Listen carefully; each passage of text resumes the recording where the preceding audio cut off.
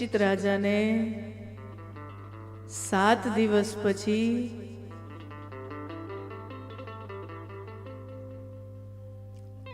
તક્ષક સર્પના દંશથી મૃત્યુ થશે એવો શ્રાપ લાગ્યો છે. પરીક્ષિત રાજાથી શું અપરાધ થયો, મર્યાદાનું ઉલ્લંઘન થયું, ઋષિ અપરાધ થયો,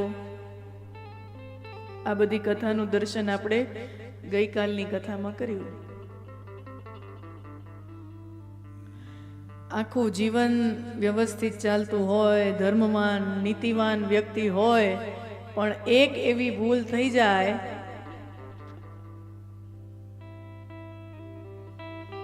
જેના પરિણામો આવા આવી જાય. આવો અનુભવ આપણે પણ કર્યો હોય કે બધું બરાબર ચાલતું હોય પણ એક એવી ભૂલ થઈ જાય જેના કારણે વર્ષોનું જે આપણી મહેનત હોય, વર્ષોની આપણી જે તપસ્યા હોય, વર્ષોનું આપણું જે નામ, પદ, પ્રતિષ્ઠા, જે પણ કાંઈ આપણે મેળવ્યું હોય, એ એક અપરાધ, એક ભૂલના કારણે ચાલ્યું જાય.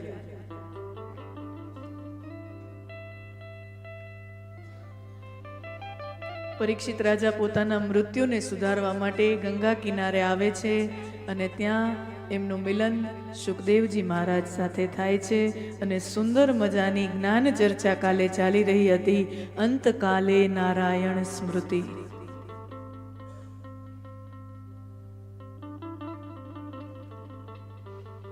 જ્ઞાની તો આપણે બધાય થઈ જઈએ ક્યારેક ક્યારેક. નથી કહેતા સમશાની વૈરાગ છે. કોઈની અંતિમ યાત્રામાં જઈએ ને એવા પ્રસંગમાં જઈએ ત્યારે જે આપણો મિત્ર હોય, પરિવારનો હોય, સમાજનું કોઈ વ્યક્તિ હોય એ વિદાય લઈ લે અને પછી બેસણામાં જાઓ, શાંતિ સભામાં જાઓ એટલે થોડીક વાર નથી આપણને સમશાની વૈરાગ લાગી જતો. જે મિત્ર સાથે, જે સમાજનો જે વ્યક્તિ હતો, પાડોશી કોઈ પણ વ્યક્તિ હોય, કાલ સુધી આપણે ભેગા બેસીને ચા નાસ્તા કરતા હતા અને આજે એ વ્યક્તિ એક ફોટોમાં મઢાઈ ગયો. કાલ સુધી આપણે એની સાથે ફોનમાં વાત કરી શકતા હતા અને આજે એ માણસ એક ફોટામાં મઢાઈ ગયો.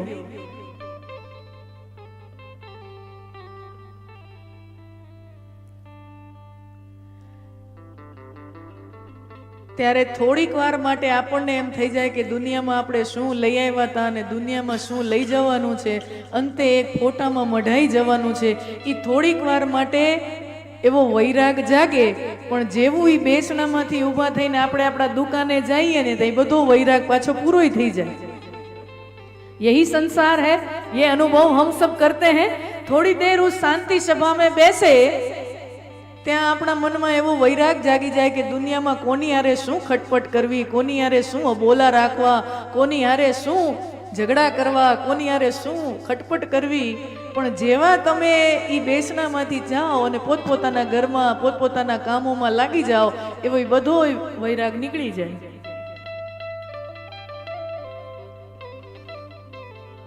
કાશીમાં કબીરદાસ રહે. કબીરના દોહા આપણે સાંભળીને મોટા થયા હોય. કાશીમાં કબીર રહે. તો બીજા કોઈ ગામથી એક ભાઈ કબીરજીને મળવા આવ્યા કાશીમાં, કે નામ બહુ સાંભળ્યું છે, ભજનો બહુ સાંભળ્યા છે, દોહા બહુ સાંભળ્યા છે, સાંભળ્યું છે કે અહીંયા કાશીમાં, વારાણસીમાં જ કબીરદાસ રહે છે, મારે એમને મળવું છે. હવે સામાન્ય રીતે એટલું મોટું વ્યક્તિત્વ હોય એટલે આખું શહેર ઓળખતું હોય, એની પ્રખ્યાતિ એવડી હોય તો આખું નગર ઓળખતું હોય. એ ભાઈ કાશીમાં આવ્યા અને પૂછે કે મારે કબીરદાસને મળવું છે, ક્યાં રહે છે? કોઈ દુકાનવાળાને પૂછ્યું છે મારે કબીરને મળવું છે, ક્યાં રહે છે? એટલે એ દુકાનવાળાએ સરનામું આપ્યું કે આમ આમ આમ આમ ગલી છે, આ શેરી છે અને એમાં ત્રીજું ચોથું મકાન છે ને એ કબીરજીનું છે. એવી રીતે એને સરનામું આપ્યું. એ ભાઈએ દુકાનવાળાએ કીધું એ સરનામા પ્રમાણે કાશીની એ સાંકડી ગલીઓમાં ચાલતા ચાલતા ચાલતા એ ચોથા મકાને પહોંચ્યા, જે બરાબર એડ્રેસ આપ્યું હતું કે આ કબીરદાસનું મકાન, અને મકાનમાં જુઓ તો તાળું લાગેલું, કોઈ હતું નહીં. એ ભાઈ વળી ઓલા દુકાનવાળા પાસે આવ્યો કે તમે જે બરાબર એડ્રેસ કીધું એ બરાબર જ છે, હું ત્યાં હતો ને તો ત્યાં તો કોઈ હતું જ નહીં, તાળું લાગેલું છે. તો દુકાનવાળો કે એમાં એવું છે, અમારા પાડોશમાં એક ભાઈ વિદાય લઈ ગયા છે, તો એની અંતિમ યાત્રામાં ગયા હશે, હમણાં સ્મશાનેથી પાછા આવશે ત્યારે મળી લેજો. અચ્છા, તો ઓલો ભાઈ વિચાર કરે કે ક્યારે એ અંતિમ યાત્રા થાય, ક્યારે એ સ્મશાનમાં એ અંતિમ સંસ્કાર પૂરા થાય, ક્યારે કબીર પાછા આવે, એવડી બધી રાહ કોણ જુએ? એના કરતા તો હાલો ને હું જ સ્મશાને જઈને એના દર્શન કરી આવું. તો કે એને આવતા તો બહુ વાર લાગે, એક કામ કરું ને, સ્મશાન ક્યાં આવ્યું મને એનું ખાલી કહી દો. અને આમ કબીરને એના વિશે મેં સાંભળ્યું ઘણું, પણ હજી સુધી જોયા નથી, તો એની આમ કંઈક ઓળખ આપો, કેવા દેખાય છે, કેવા કપડાં હોય, એની કંઈક ઓળખ આપો તો હું એને ત્યાં જઈને મળી લઉં. એ તો અહીંયા ક્યારે આવે, કેટલો સમય લાગે? એટલે ભાઈએ કીધું કે, દુકાનવાળાએ કીધું કે જેના માથે દીવો બળતો હોય ને એ કબીર, જેના માથા ઉપર દીવો બળતો હોય ને એટલે તમને ઓળખાઈ જાવશે એ કબીર. એટલે આ ભાઈને એમ કે હા, આટલા મોટા મહાપુરુષ હોય એના ઉપર તો આમ કાંક પ્રકાશ એનામાંથી નીકળતો હોય, એવા તો દીવા થતા જ હશે ને. નથી આપણે ભગવાનની છબીમાં અહીંથી પ્રકાશ નીકળતો હતો, તો કે આવા મોટા માણસો હોય એનામાં તો આવું તેજ નીકળતું હોય, આ તો તરત ઓળખાઈ આવશે. ભાઈ સ્મશાને ગયા તો અંતિમ સંસ્કાર થઈ રહ્યા હતા, અને ત્યાં જેટલા ઊભા હતા ને બધાની માથે દીવા હતા.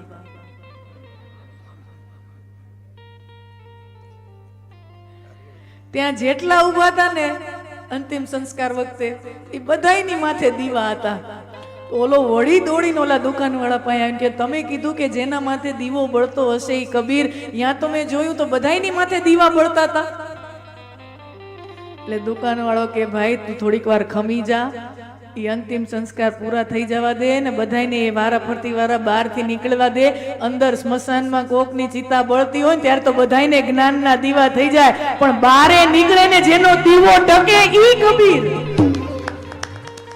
અહીંયા તો બધાને જ્ઞાનનો ને વૈરાગનો દીપક અહીંયા આવી જ ગયો હોય કે આ સંસાર અસાર છે, કોઈ કોઈનું નથી, એકલા જવાનું છે. ઈ જ્ઞાન ને વૈરાગ તો સ્મશાનમાં બધાને થઈ જાય, પણ સ્મશાનમાંથી બહાર નીકળ્યા પછી જેનો દીપક ટકે, જેનું જ્ઞાન ટકે, વૈરાગ ટકે, ઈ સાચો કબીર. બહારે નીકળે ને જેને દીવો ટકે ને ઈ કબીર.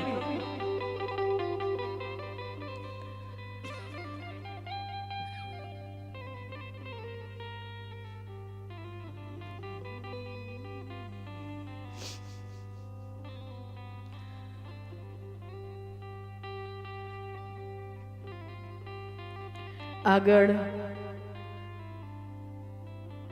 સૃષ્ટિની ઉત્પત્તિ કેવી રીતે થઈ એની કથા છે.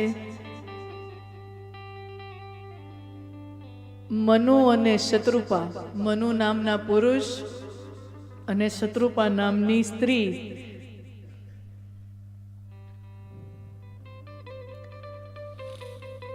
આ બંનેથી માનવ સંસ્કૃતિની શરૂઆત થઈ. દનુના દીકરા હોય એને દાનવ કહેવાય, કુંતીના દીકરાને કૌંતેય કહેવાય, મનુના દીકરાને માનવ કહેવાય. એટલે આપણે બધા માનવ કહેવાય. શું કામ? કારણ કે મનુમાંથી આપણો વંશ ચાલ્યો છે. દુનિયામાં આદિ પુરુષ કોઈ હતા તો ઈ મનુ છે, અને બીજો શબ્દ આપણા માટે વપરાય છે ને એ છે મનુષ્ય. એટલે મનુનો વંશ વેલો એ મનુષ્ય અથવા માનવ. મારો ને તમારો વંશ મનુ મહારાજથી ચાલ્યો એટલે આપણે માનવ તરીકે ઓળખાયા. મનુ માનવ અથવા મનુષ્ય. તો એ મનુ મહારાજ અને શત્રુપાજીને 3 દીકરી અને 2 દીકરા થયા. સૌથી પહેલા જો આની કથા તો બહુ વિશેષ છે. સૌથી પહેલા બ્રહ્માજીએ માનસ સૃષ્ટિની રચના કરી અને પોતાના મનથી અમુક દીકરાઓને જન્મ આપ્યો અને પછી પોતાના દીકરાઓને કીધું કે મેં જેમ તમને મનથી ઉત્પન્ન કર્યા છે એમ તમે પણ મનથી નવી સંતતિ ઉત્પન્ન કરતા રહો અને આવી રીતે સૃષ્ટિનો કર્મ ચાલુ રાખો. આવી કથા છે.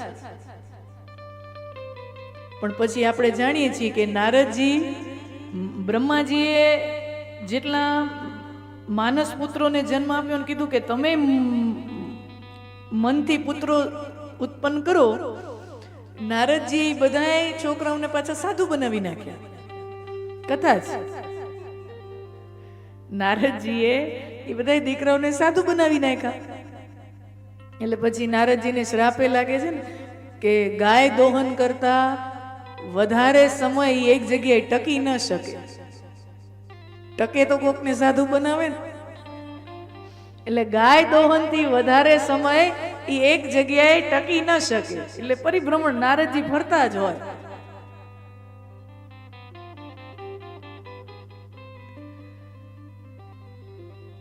તો બ્રહ્માજી વિચારે છે કે આ માનસી સૃષ્ટિ એનો વિકાસ થઈ શકતો નથી એટલે બ્રહ્માજીએ મૈથુની સૃષ્ટિની રચના કરી અને એમાં એક પુરુષ અને એક સ્ત્રીની રચના કરી. મનુ અને શત્રુપાને ત્યાં 3 દીકરી અને 2 દીકરા. 3 દીકરી આકૃતિ, પ્રસૃતિ ને દેવહૂતિ. 2 દીકરા પ્રિયવ્રત અને ઉત્તાનપાદ રાજા. આમ 2 દીકરા થયા, 3 દીકરી થઈ. 3 દીકરીના લગ્ન આકૃતિ નામની જે દીકરી છે એના લગ્ન રુચિક ઋષિ સાથે થયા. પ્રસૂતિ નામની જે દીકરી છે એના લગ્ન દક્ષ પ્રજાપતિ સાથે થયા અને દેવહૂતિ નામની કન્યા છે એમના લગ્ન ગુજરાતના જ ઋષિ એવા કરદમ ઋષિ સાથે થયા. તમારે તો બાજુ નજીકમાં વિસ્તાર થાય ને સિદ્ધપુર, ત્યાં કપિલ ભગવાનની જગ્યા છે કે જ્યાં કપિલ ભગવાને પોતાની માતા દેવહૂતિને સાંખ્ય યોગ, સાંખ્ય શાસ્ત્રનો અનમોલ જ્ઞાન આપ્યું હતું. એ જગ્યા જ્યાં માતાનું શ્રાદ્ધ થાય એ સિદ્ધપુર, એ જગ્યાએ દેવહૂતિ માતાના લગ્ન ત્યાંના કરદમ ઋષિ સાથે થયેલા.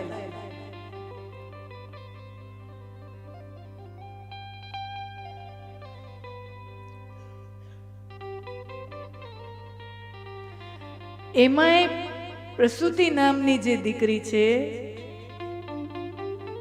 એના લગ્ન દક્ષ પ્રજાપતિ સાથે અને કરદમ ઋષિ સાથે દેવહૂતિજીના લગ્ન થયા. અને જે કપિલ ભગવાનનો જન્મ થયો એ સાક્ષાત નારાયણનો અવતાર છે. ભગવાનના 24 અવતારોમાંનો એક અવતાર છે. અને ત્યાં એક સુંદર મજાની ભાગવતમાં કપિલ ગીતા નામનો પ્રસંગ છે.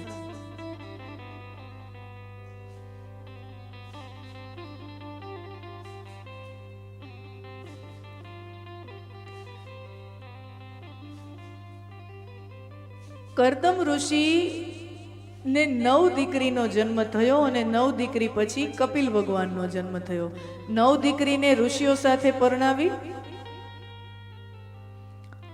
અને કપિલ ભગવાનનો જન્મ થયો.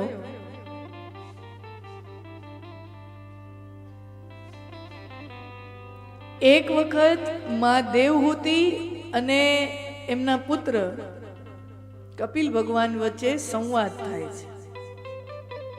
માં અને દીકરા વચ્ચેનો સંવાદ છે જેને ભાગવતમાં કપિલ ગીતા તરીકે ઓળખાય. બહુ સરસ પ્રશ્નો પૂછ્યા છે. માએ દીકરાને પ્રશ્ન પૂછ્યા છે. જુઓ, આપણે ત્યાં છે ને જ્ઞાનને અને ઉંમરને બહુ સંબંધ બતાવ્યો નથી. અહીંયા માં છે ને એ દીકરા પાસે જ્ઞાન લેવા બેઠા છે. સરસ મજાના પ્રશ્નો પૂછે છે કે સૌથી પહેલા જીવની ઉત્પત્તિ ક્યાં થાય? સમજો, બધા પ્રશ્નો બહુ સરસ છે. સાંખ્ય શાસ્ત્રના પ્રશ્નો છે. સૌથી પહેલા જીવની ઉત્પત્તિ ક્યાં થાય? ઈ કેવી રીતે માના ગર્ભ સુધી પહોંચે? માના ગર્ભમાં એનો વિકાસ કેવી રીતે થાય, ગર્ભની અંદર જીવને કેટલી પીડા ભોગવવી પડે, પછી જન્મ લે પછી કર્મના બંધનમાં કેવી રીતે ઈ અટવાય છે, કર્મના પ્રકારો કેટલા.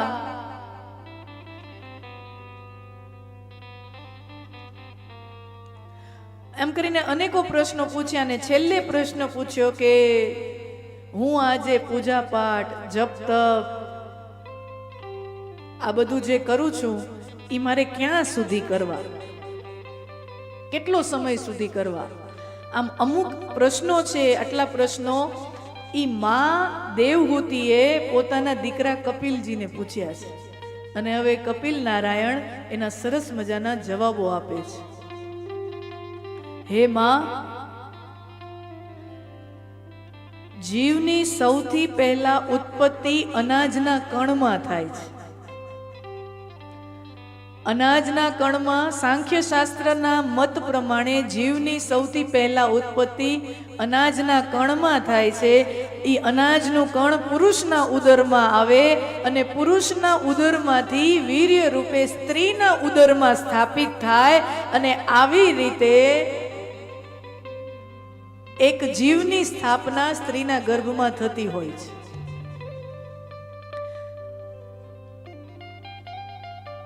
અને જીવાત્મા જ્યારે માના ગર્ભમાં હોય ત્યારે એને અનેકો યાતનાઓ સહન કરવી પડે. ભાગવતમાં એવું લખ્યું છે કે એ ગર્ભાવસ્થા છે એ જીવ માટે નરકની યાતના સમાન છે. એને એટલી પીડા થાય.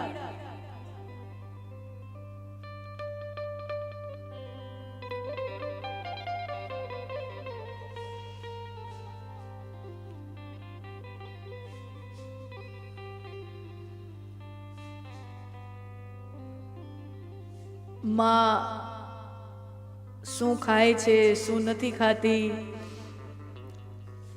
શું વિચારે છે, કેવી ભાવનાઓ એની અંદર છે, એ બધાયની અસર એના ગર્ભમાં રહેલા જીવ ઉપર થાય છે. ગર્ભાવસ્થામાં જીવ હોય ત્યારે એને શ્વાસ લેવાની જરૂર ન પડે, એને ખોરાક લેવાની જરૂર ન પડે, એને શ્વાસ લેવાની જરૂર ન પડે. ઈ માની નાભી સાથે જીવની નાભી જોડાયેલી હોય, જે નાળ જોડાયેલી હોય એમાંથી માં જે પણ ખાય, ખાટું તીખું તીરું જે પણ પ્રકારનો ખોરાક ખાય એ તમામ રસ બાળકને પોષણ રૂપે જીવને અંદર મળતો રહે. એને શ્વાસ લેવાની જરૂર ન પડે. માની નાળ સાથે જે જોડાયેલું હોય બાળક, ત્યાંથી એને પ્રાણવાયુ પણ મળે, ત્યાંથી એને પોષણ પણ મળે. એટલે આપણે એમ કહેતા હોય ને કે આપણો જીવ છે એ હૃદયમાં રહે છે. આપણા શાસ્ત્રો કહે છે ખોટી વાત છે. જીવ હૃદયમાં નથી રહેતો, જીવનો નિવાસ નાભીમાં છે. આપણો જીવ છે ને અહીંયા નાભીમાં વસ્યો છે. અને એટલા માટે જ જન્મતાની સાથે જ કોઈ બાળક નાભીથી જ જોડાયેલું હોય છે, પોતાની માની નાભી સાથે. જીવનો નિવાસ નાભીમાં છે.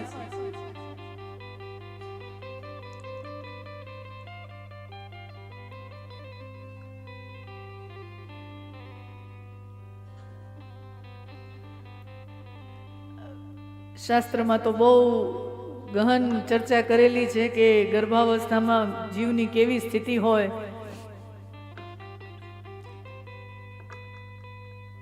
અને પછી ઈ યાતનાઓ જીવ સહન કરતો હોય માના ઉદરમાં, અને પરમાત્માને જાણે પોકાર કરતો હોય કે ભગવાન મને અહીંયાથી છોડાવ, હે પ્રભુ મને અહીંયાથી છોડાવ, હું જન્મ લઈશ ને તો તારું ભજન કરીશ, અહીંયાથી મને છોડાવ.